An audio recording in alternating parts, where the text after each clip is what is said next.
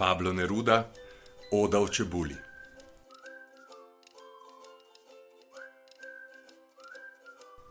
Čebula, bleščeča steklenička. Cvetni list za cvetnim listom je ustvaril tvojo lepoto. Kristalne luske so te zaoblile in v skrivnosti temne zemlje se je tvoje telo napolnilo z roso. Pod zemljo je nastal ta čudež.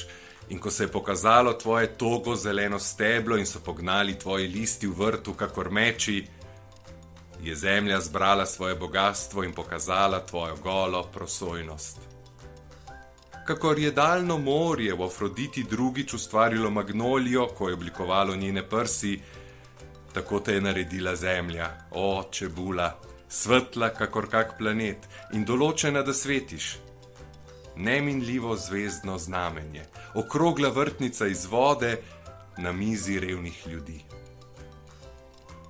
Radodarna razpustiš svoj globus iz svežine v razkrajajočem soku lonca in kristalna čipka se v žareči vročini olja spreminja v kodravo zlato pero. Tudi se spominjam, kako požlahtni tvoj dodatek prijateljstvo solate. In zdi se, da nebo samo pomaga, ko ti daje lepo obliko ledenega zrna, da počasti tvojo narezano svetlobo na poloblah paradižnika. Vendar dosegljiva rokam preprostih ljudi, pokapana z oljem, posuta z malo soli, uničuješ glad dninarja na težki poti. Zvezda revnih, dobrotna vila, zavita v tanak papir prihajaš iz zemlje, večna, nedotakljiva, čista kakor seme kake zvezde. In ko te reže nož v kuhinji, privre edina solza brez bolečine. Izvabljaš nam solze, ne da bi nas užalostila.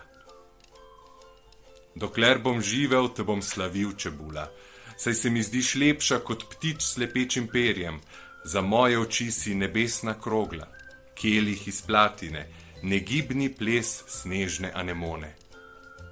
In vonjava zemlje živi v tvoji kristalni naravi.